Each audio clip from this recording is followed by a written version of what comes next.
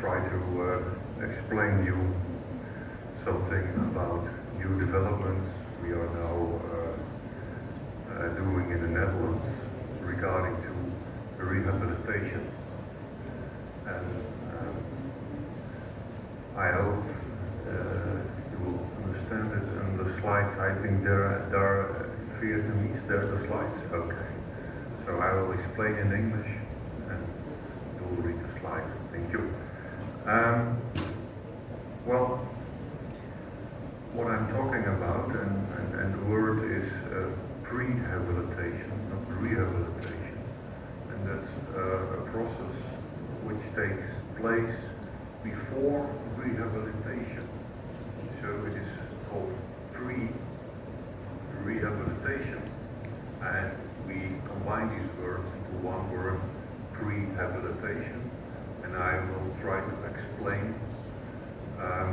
in my slides what this means and what advantages it could bring to the hospital.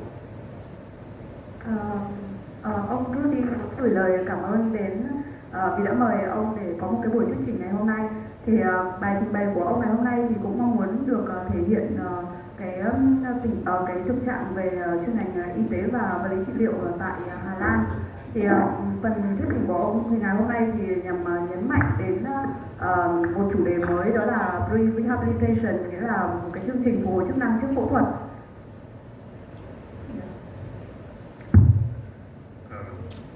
I sound very good in Vietnamese, thank you. Rehabilitation in Dutch hospitals. Let me try to explain something first, and it's very good when, for understanding these slides, because in Dutch hospitals we don't do rehabilitation.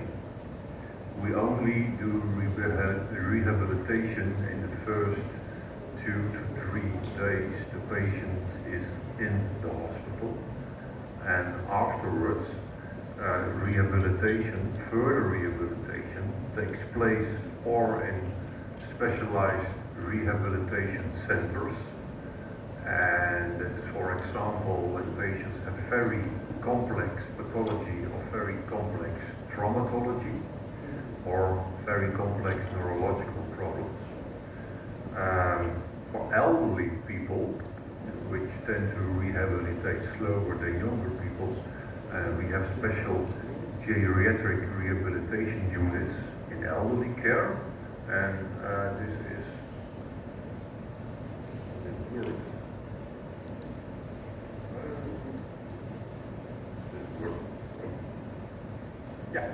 it works. Thank you. This is a photograph from a geriatric rehabilitation unit in the Netherlands. Most rehabilitation takes place in the neighborhood, so where the patient lives. So when the patient is good enough to get at home, they will rehabilitate at home or in a private practice of physiotherapy near their home. And in hospitals, only very complicated patients come in for specialized rehabilitation, and then it are outpatients. It are not patients who stay overnight, but they come in, they do their specialized training, and they go home again afterwards. Chương trình phục hồi chức năng ở Hà Lan hiện tại thì với các nhóm bệnh nhân nội trú thì thường do cái thời gian điều trị tại viện rất là ngắn, chỉ khoảng từ 3 đến 5 ngày, và sau đó khi bệnh nhân được ra viện thì họ sẽ được giới thiệu đến các cái cơ sở phục hồi chức năng phù hợp cho từng nhóm đối tượng. Ở đây thì ông Rudy có liệt kê ra 4 cơ sở thường có ở bên Hà Lan. Thì cơ sở thứ nhất là các cái trung tâm phục hồi chức năng đặc biệt. Cơ sở thứ hai là các đơn vị phục hồi chức năng dành cho người cao tuổi, thì giống như trong hình mô tả ở trên thì là một cái hình ảnh về một cái cơ sở phục hồi chức năng dành cho người cao tuổi tại Hà Lan. Thứ ba là các cái đơn vị phục hồi chức năng tại địa phương. Thì có 2 phương thức, một là bệnh nhân sẽ có thể mời chuyên gia phục hồi chức năng về tập tại nhà, hoặc là có thể đến các cái cơ sở tư nhân ở trong khu vực. Và cuối cùng là với các cái bệnh nhân mà đặc biệt thì hoặc là họ có thể đi lại được thì họ có thể đến các cái cơ sở điều trị phục hồi chức năng ngoại trú trong ngày tại các bệnh viện. And when we then look to patients who will come into the hospital for planned surgery, so not for acute surgery, but for planned care, for example, a total hip or a total knee in orthopedics,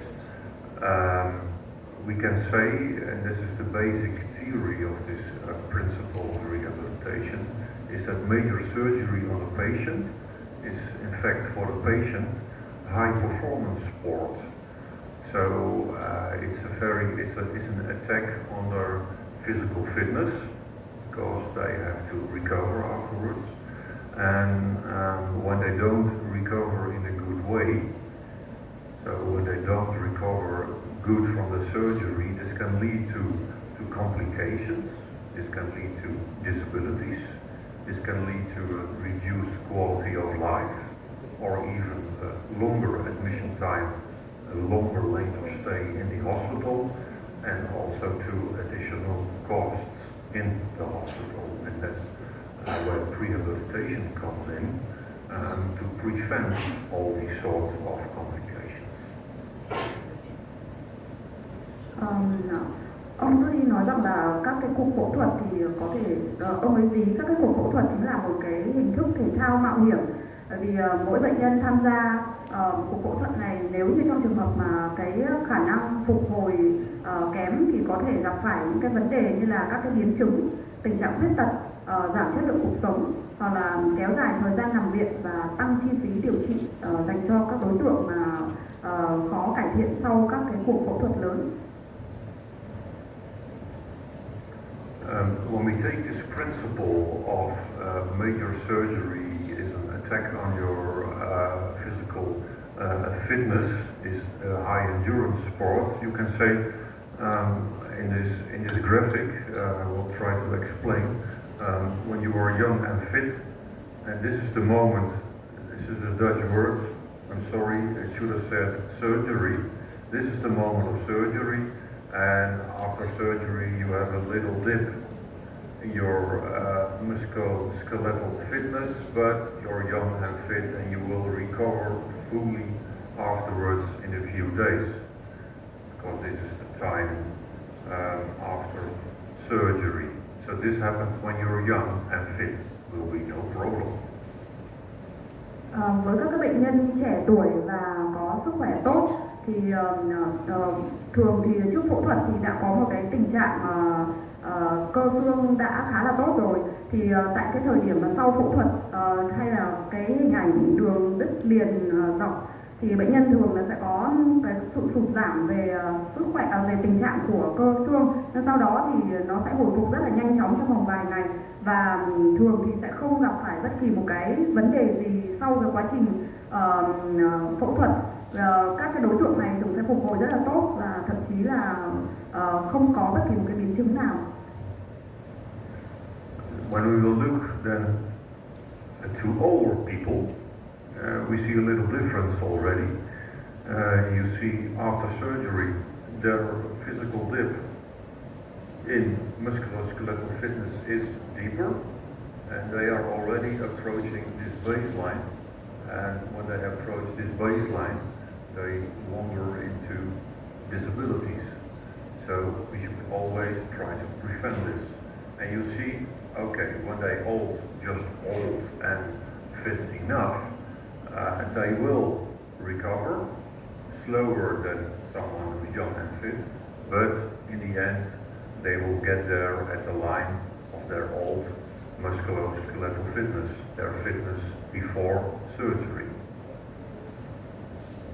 Với các đối tượng người cao tuổi thì thường thì sau phẫu thuật thì tình trạng của cơ xương thì cũng sẽ suy giảm giống như cái xu hướng ở các bệnh nhân trẻ và khỏe, nhưng mà cái mức độ suy giảm của họ thường nhiều hơn và có thể tiến sát đến cái đường cái đường nền đen, hay khác là cái điểm giới hạn, cái ngưỡng để đi vào cái vùng nguy hiểm của khuyết tật. Và các đối tượng này cũng sẽ có sự hồi phục dần dần theo thời gian, nhưng thường sẽ mất nhiều thời gian hơn để đạt đến sự hồi phục giống như bệnh nhân trẻ tuổi và khỏe. And when we then try to blend in the last category, that's the category of people who are old and frail. And what you see here is when people are old and frail, the physical dip will be even longer, and they will reach in the zone, the danger zone of reaching disabilities. And they will, with rehabilitation, they very hardly climb out, and they will never reach their old level again. And the point is always, how do we recognize these people, these old and frail people, because this is the specific focus group for rehabilitation. How do we discover them? Well, we got 4 principles of them. Mostly adopt people who are very immobile and who suffer from other pathologies as well. For example, diabetes or pulmonary diseases, or it are people who are very, very, very inactive or depressed or struggling with some psychological problems. This is a typical problem of the Western world. People who are very fat, very obese, they are also very high at risk. So they are also belonging to the group of old and frail. And the same is for people who have a bad lifestyle, for example, who smoke a lot. Và một nhóm đối tượng thứ ba là những người mà cao tuổi và dễ tổn thương. Cái nhóm đối tượng này thì sau khi phẫu thuật xong thường sẽ có tình trạng suy giảm sức khỏe về cơ và xương khá là nhanh và nhiều, thường là sẽ đi và đạt đến cái ngưỡng giới hạn của khuyết tật và rơi vào cái trạng thái nằm trong cái khu vực nguy hiểm. Và những bệnh nhân này thường rất là khó để có thể quay trở lại được với cái trạng thái sức khỏe nền ban đầu. Thì cái câu hỏi đặt ra là làm thế nào mà để có thể phát hiện sớm được cái nhóm đối tượng này. Và đây cũng chính là cái nhóm đối tượng mà hướng tới của cái chương trình mà phục hồi chức năng trước phẫu thuật. Thì ở đây thì ông Trudy có đề cập đến một số các cái nhóm bệnh nhân thường gặp thuộc cái nhóm này. Ví dụ như là những bệnh nhân mà có cái nhiều bệnh lý như là đái đường này, hoặc là những bệnh nhân mà có các cái vấn đề giảm cái mức độ hoạt động, những bệnh nhân mà béo phì, hoặc là những người có lối sống không lành mạnh, ví dụ như là hút thuốc lá. And when we then focus on this group of old and frail, we try before surgery, and this is especially what we call rehabilitation. This is the blue group. What we try to do is to, before surgery will happen, we will try to give them training so they will reach a higher level of musculoskeletal fitness. So after surgery, when they experience the dip, they won't get into the zone of disability, and they will recover to their old level of physical fitness again. And this is also especially this group. And what we do with them is we exercise them for their physical fitness, but also we learn them we try to learn them a new lifestyle. In this sense, we try to quit them smoking, and also with dietitians, we try to deliver them a healthier lifestyle in food intake.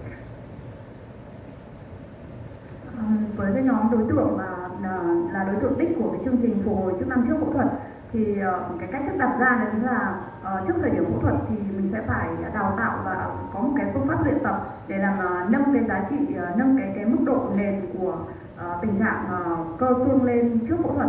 Sau đó thì sau quá trình phẫu thuật xảy ra thì cái tình trạng sức khỏe, cái tình trạng mà cơ xương thì có thể nó sẽ giảm xuống, nhưng mà nó sẽ giảm được cái nguy cơ mà rơi vào cái vùng không an toàn.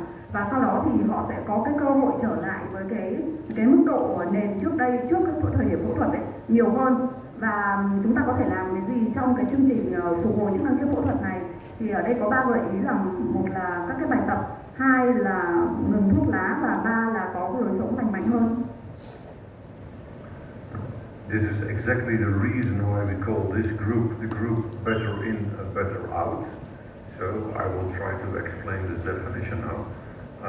With rehabilitation, before rehabilitation takes place, so rehabilitation, we try to get them better so they get in a better level. They will go into the hospital than they were. This is the difference. And they also leave the hospital at a better level as you would expect them because of the training. So that's why we say they go better in, but they also go better out. Ông Rudy vừa giải thích về khẩu ngữ better in, better out.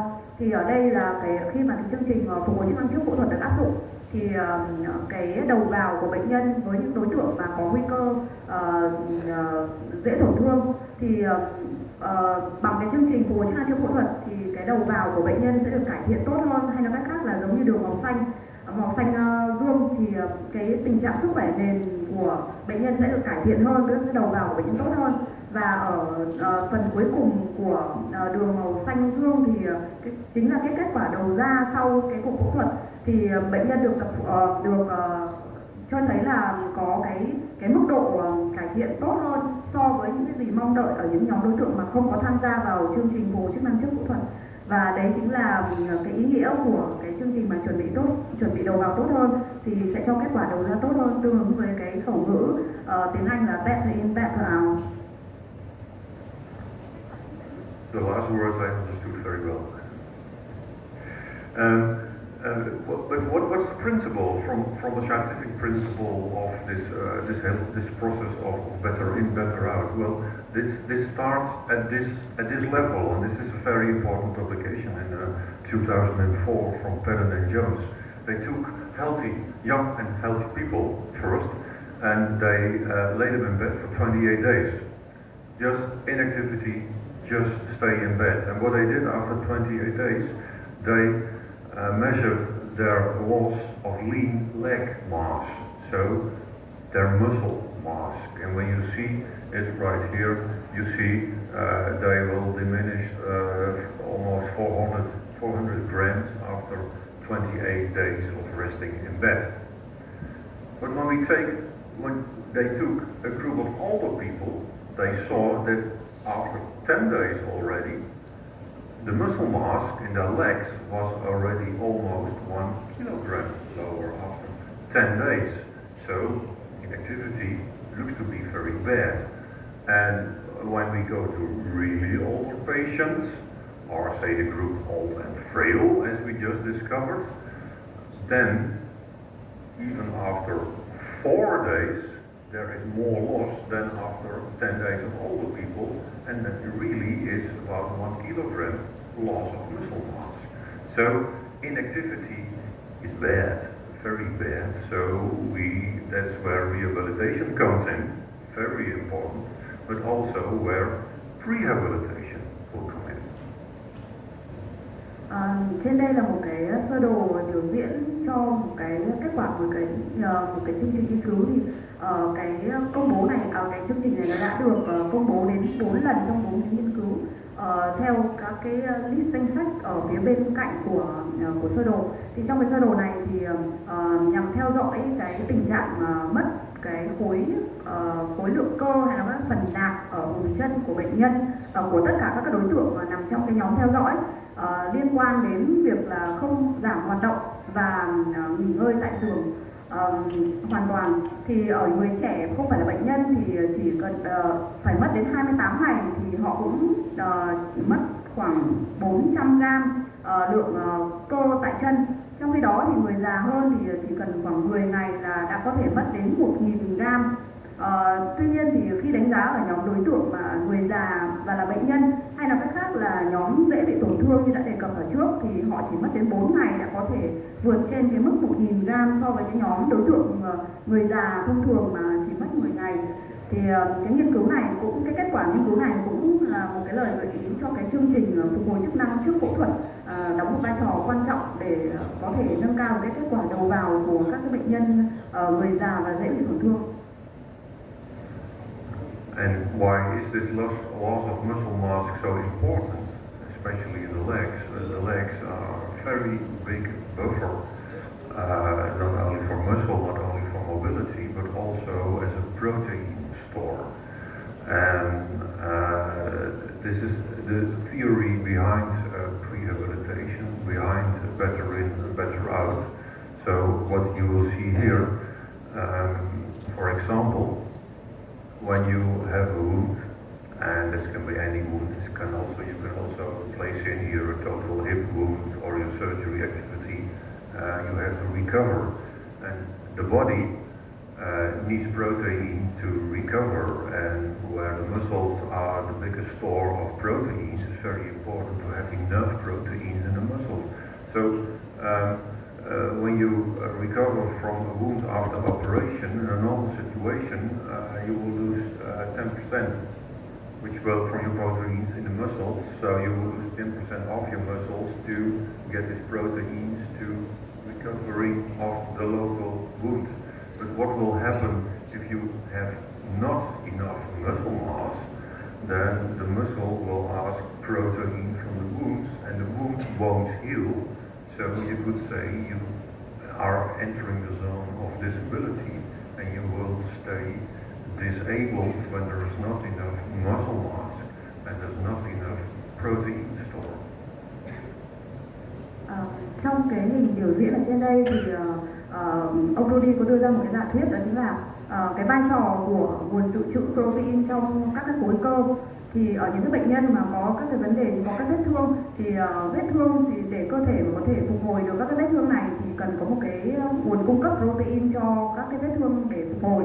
Thì cái nguồn dự trữ trong protein trong cơ đóng một vai trò quan trọng, và nếu như mà cơ có càng nhiều, tức là chất lượng cơ càng tốt và cái khối lượng cơ càng lớn, thì cái nguồn cung cấp protein này sẽ càng dồi dào.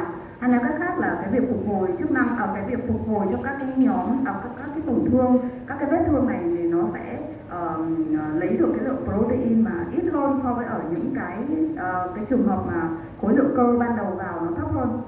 Vì vậy là cái hình này kết lại đó chính là nếu mà bệnh nhân đầu vào có cái chất lượng cơ tốt hơn, khối lượng cơ nhiều hơn, thì sẽ có thể liền được vết thương nhanh hơn và tốt hơn. That's all about the theory, but when you look at theory, you also want to have evidence. You want to have evidence that better in, better out, or rehabilitation to get the patient to a higher level of fitness before surgery, that it really works.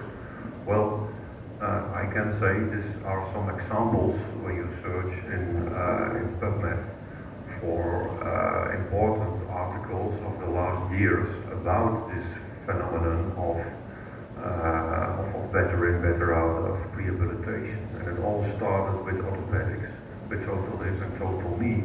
But as you can see, it slowly spreads also to other working fields, like big abdominal surgery or even thorax surgery for better in, better out or rehabilitation programs. I'm sure this presentation will be published with you, so you can search the articles when you like and read the evidence. Các cái giả thuyết đặt ra ở bên trên thì chúng ta có những cái bằng chứng để ủng hộ cho cái chương trình Better In, Better Out. Thì ở đây là ông Rudy có liệt kê là một số các cái nghiên cứu mà mọi người có thể tìm được ở trên PubMed. Tất cả các nghiên cứu này thì không chỉ riêng ở trong lĩnh vực mà chấn thương chỉnh hình, mà ngoài ra còn có các cái loại, còn các cái phương thức mổ, các phương thức phẫu thuật khác mà nằm trong các cái nhóm khác ở ngoại khoa khác. Thì nếu mọi người quan tâm thì có thể tìm thấy tất cả các cái nghiên cứu này ở trên PubMed. And the evidence which comes out of all this literature, which is proven in mostly randomized controlled trials, is that the people who underwent rehabilitation, better in, better out programs, will have a shorter length of stay in hospital. They will have less post-operative complications. They will experience themselves an increase in quality of life, but also the government at the moment is very happy with these rehabilitation programs because this all leads to reduced costs for healthcare.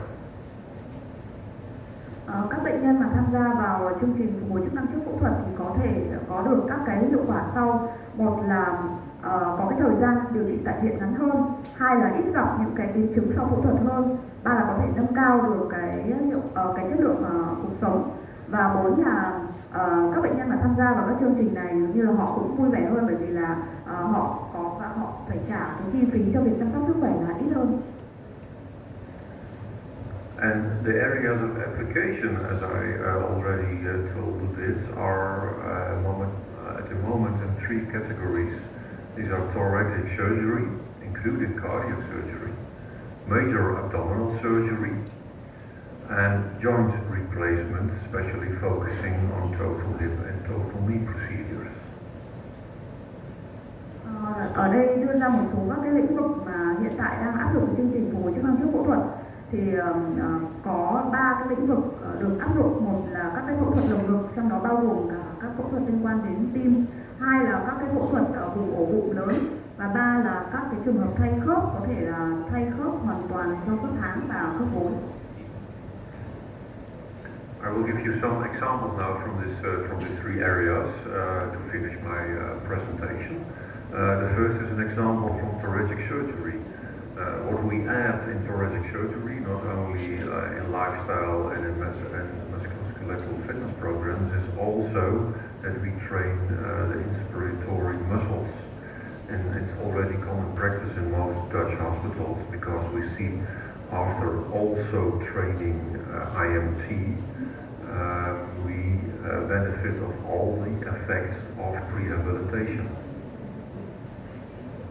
Bên cạnh cái việc sử dụng các cái phương pháp như là thay đổi lối sống cho bệnh nhân hoặc là các cái phương pháp tập luyện khác thì có một cái chương trình đó là luyện tập các nhóm cơ hít vào và các cái phương pháp này được ứng dụng rất là phổ biến ở trong các cái bệnh viện Hà Lan. Thì trên đây là một cái thiết bị để tập mạnh nhóm cơ hít vào, và ông Rudy cũng nói rằng là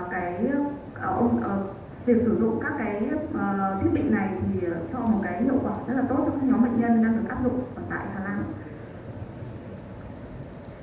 Another example from another Dutch university, this is the university where I do my studies, is that they're working on a program they call Fit for Surgery. That's another definition of rehabilitation or better in, better out.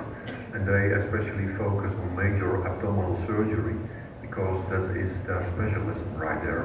And it's called Fit for Surgery because the program is built on four pillars.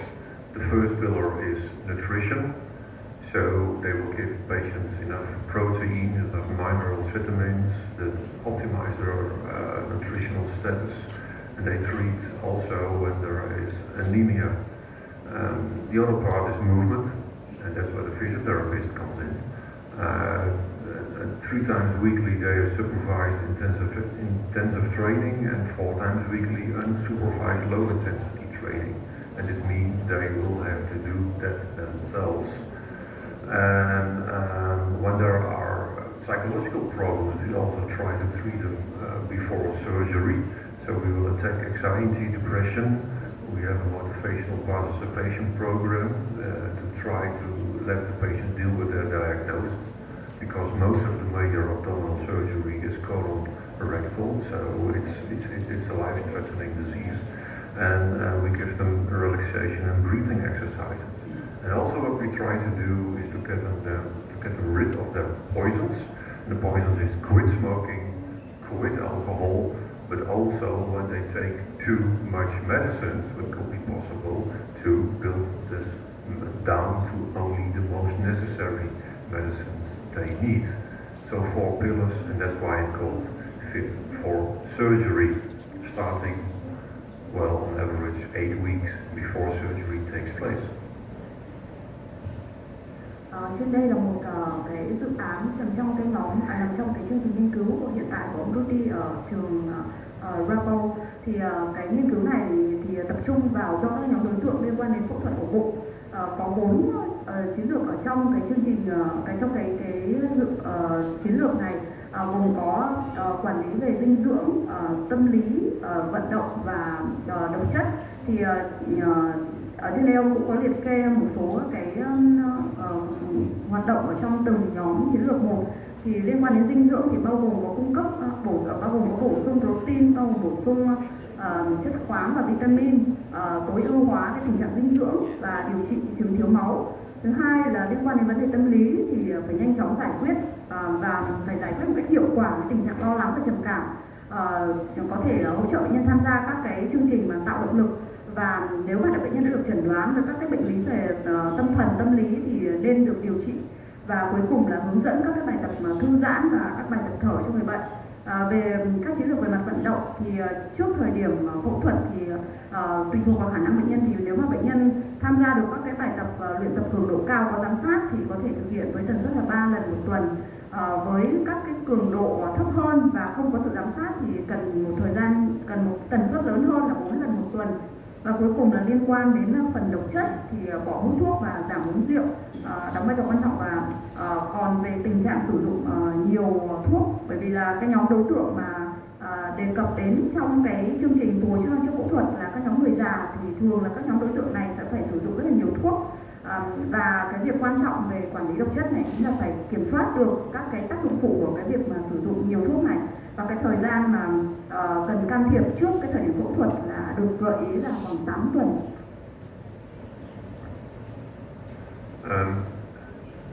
The latest trials of this program result so far is that every condition of every patient improves.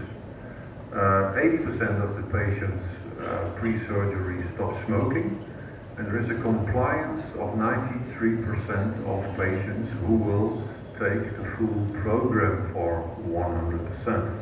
Also, we see after surgery that their hospital stay is shorter, and we also see that their functional recovery is twice as short as research groups showed us before. So that's quite an improvement also in quality of life for these patients. Cái kết quả cho đến thời điểm hiện tại trong cái chương trình nghiên cứu này thì cho thấy là tất cả các đối tượng tham gia thì đều tất cả các cái tình trạng được đánh giá thì đều có sự cải thiện. Trong đó thì có đến 80% các đối tượng tham gia là đã ngừng được hút thuốc lá, đạt 93% trong cái mức độ tuân thủ. Và tất cả này cũng ghi nhận là có ở các cái đối tượng tham gia nghiên cứu thì đều có cái thời gian nằm viện ngắn hơn. Đồng thời là cái thời gian để mà đạt được cái mức độ phục hồi chức năng, mức độ phục hồi về mặt chức năng cũng nhanh hơn gấp 2 lần so với các cái nhóm chứng được đưa ra so sánh ở trong các cái nghiên cứu trước. The last example is an example around the hospital in the northern part of the Netherlands, and this is a special about joint replacement. So what they did is, you see here the hospital, and they selected a few private practices of physiotherapy where they could train the patients before they go to hospital for their surgery, because they're working together in a network. And what they do is before surgery by old and frail people, they will visit them at home and they give them a training program at home, so they not only will improve in musculoskeletal fitness, but also they learn pre-operative to adapt to their new situation in their own housing. Như trong sơ đồ ở trên slide thì ngôi nhà thể hiện cho cái bệnh viện và các cái điểm đỏ xung quanh thì là thể hiện cho các cái phòng phục hồi chức năng tư nhân. thì các bệnh nhân mà trước cái thời điểm phẫu thuật thì có thể được tiến hành phục hồi chức năng trước phẫu thuật tại các cái cơ sở này, hoặc là thực hành phục hồi chức năng tại nhà dành cho các đối tượng mà khó khăn trong cái việc di chuyển, như là những nhóm đối tượng người già và dễ bị tổn thương. Thì cái chương trình này sẽ có thể giúp cho bệnh nhân đạt được đến cái mức độ tình trạng cơ xương tốt hơn, hay là rất là thích nghi với một cái tình trạng mới trước cái thời điểm mà cuộc phẫu thuật được tiến hành diễn ra ở tại bệnh viện. And the last most innovative development we are trying to work now is we try to work also with e-health. We try to work with a patient journey app, so 8 weeks before surgery, a patient can install an app on their mobile phone, and then they will find this complete program with text and video, not only information about the surgery and about life rules after surgery, but also a program tailored to the patient's current lifestyle, and accompaniment with physiotherapists in the neighborhood is possible. And they also can find their training programs in their app, and the app can also send push messages to them from now is the time to train. You have now to walk 10 minutes stairs before for your training. So we try to work on this with a few universities in Utrecht and Amsterdam. Ông Rudy giới thiệu về một cái ứng dụng mới ở trong việc tập hồi chức năng trước phẫu thuật. Thì có một cái ứng dụng ở trên điện thoại thông minh là tên là e-health, và họ cũng đang tiến hành để mở rộng cái ứng dụng này. Thì cái ứng dụng này thì với các bệnh nhân mà được chỉ định tập phục hồi chức năng trước phẫu thuật có thể tải app và tham gia vào trong cái ứng dụng này khoảng 8 tuần trước phẫu thuật. Và trong cái ứng dụng này thì có các cái hướng dẫn về cả các cái thông tin về cả cuộc phẫu thuật, về cả các cái chương trình giáo dục, và bao gồm cả các cái video hướng dẫn liên quan đến việc phục hồi chức năng trước phẫu thuật, có thể giúp cho bệnh nhân thay đổi, điều chỉnh cho phù hợp cái lối sống hiện tại, cũng như là liên kết với các cái chuyên gia vật lý trị liệu trong khu vực để có cái hiệu quả tốt hơn cho việc phục hồi chức năng trước phẫu thuật.